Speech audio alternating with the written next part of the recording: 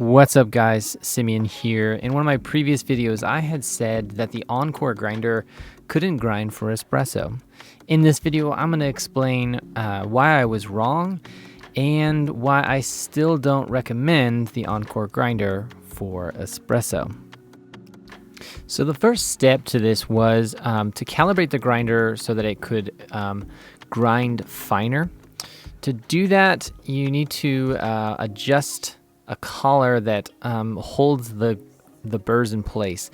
And so you take off all of the external components and then you remove the case and that is going to reveal the adjustment collar. And there are 3 slots in the adjustment collar, and that little screw is going to set how coarse or fine the grinder can go. So if it's on the left, it'll be very coarse. If it's in the middle, that's where it's automatically set to, and then I moved it to the right, which allowed me to grind finer, in fact fine enough that I could make espresso.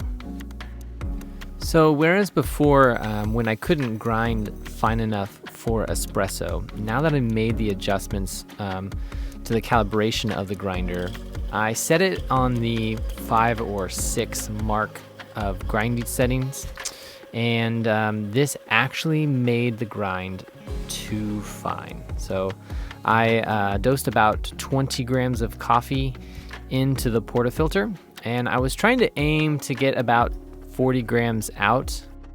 However, on the first shot, the brew stalled, and there was actually too much pressure in the group head. The grind was just too fine and no water could get through. So for the second shot, I adjusted the grind setting up to the 10 mark on the grinder, ground the coffee, dosed about 20 grams into the portafilter, and as often will happen when you're dialing in and you're making these initial large adjustments, the grind was too coarse and it yielded too quickly. In fact, I yielded way too much coffee. Which brought us to espresso shot number 3. This time I was grinding on a 7 setting. Again, keeping a dose of about 20 grams of coffee and trying to yield around 40. In this case, it was running still a little fast, and so I ended up yielding slightly higher than I wanted to. But this was the first shot that would have been an acceptable espresso. It was a bit on the tart side. It had a little high acidity, but there was a good amount of sweetness and body in the shot. And so I knew I was on the right track. With my next shot, I went down a setting and again dosed that 20 grams. This time I only yielded about 36 grams of coffee, and this shot was very sweet. It was a little bit sour. I probably could have yielded a little bit more out of it, but it really looked, by all visual aspects, like a shot of espresso that you would be served in a cafe.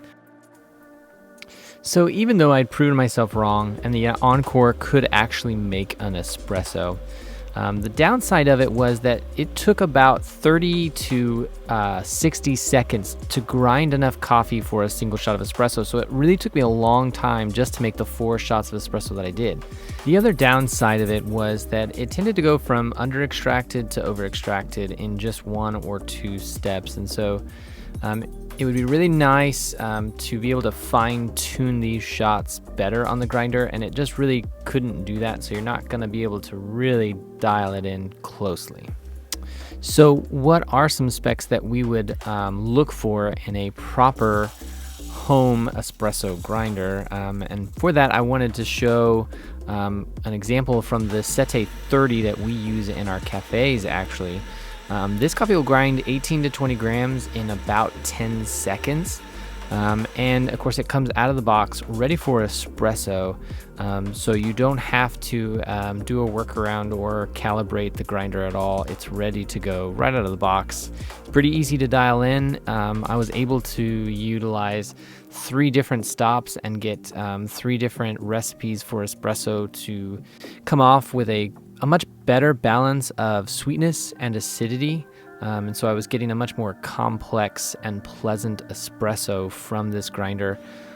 It just worked really masterfully for espresso, especially as a home unit. I would absolutely recommend the Sette 30.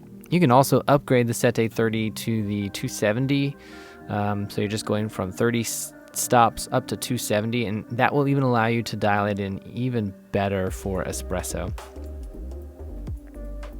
All right, so there you have it. Though the Encore can make an espresso, I recommend for home espresso units upgrading to the Sette 30 from Baratza.